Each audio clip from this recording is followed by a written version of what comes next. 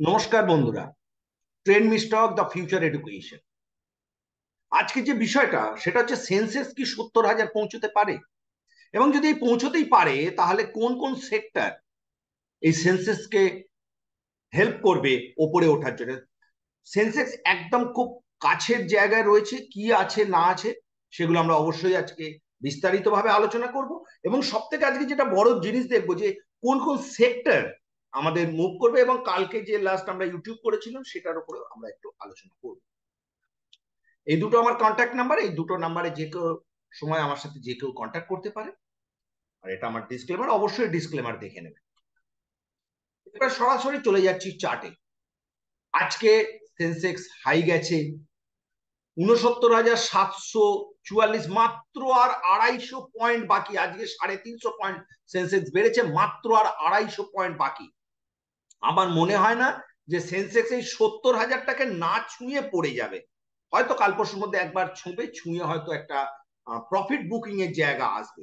কিন্তু এই ছুঁতে ওকে কে কে সাহায্য করবে আমরা অবশ্যই দেখে নেব। নিফটিও তাই একই পজিশন হয়ে রয়েছে। একে সাহায্য করবে না একদমই ব্যাংক নিফটি। একে সাহায্য করবে যারা, সেটা হচ্ছে এনার্জি স্টক গুলো একটু সহায়তা করবে, ব্যাংক এবং ফাইন্যান্স সার্ভিস করবে না।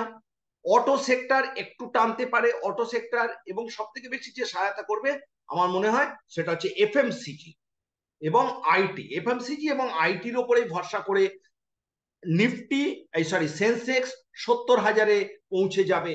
এবং নিফটি স্পট প্রাইস, আমি কিন্তু ফিউচার প্রাইস বলছি না, স্পট প্রাইস কিন্তু আজকে আরো 40 পয়েন্ট বাকি আছে 21,000-এ। নিফটি 21,000 এবং সেন্সেক্স 70,000-এ। এফএমসিজি এবং আইটির হাত ধরেই হয়তো ওপরে যাবে, এবং তার সাথে অবশ্যই একটু মিডিয়ার সহায়তা নেবে। মেটাল স্টক আমার মনে হয় না অতটা মুভমেন্ট করতে পারে, এবং তারপর ফার্মা তো একদমই পারবে না। ফার্মা আগামী দিনে একটা ডাউন ট্রেন্ডের জায়গা দেখা যাচ্ছে, যারা নিফটিকে এর পরে নিয়ে যাবে নিচের দিকে। তার মধ্যে প্রথম সারিতে হচ্ছে ফার্মা এবং ব্যাংক, এই দুটো সেক্টরই কিন্তু নিফটিকে আগামী দিনে নিয়ে যাবে। ব্যাংক নিফটির আমাদের আগে, আজকে আমরা গত দিনের যে ইউটিউব করেছিলাম তাতে আমরা বলেছিলাম সিপলার কথা।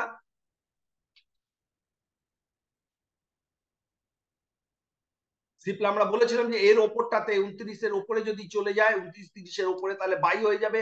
29-এর ওপরে যায়নি, কিন্তু এর নিচে যে 17-র নিচে চলে গেল, সেটা কিন্তু প্রায় 16 পয়েন্ট পড়ে গেছে।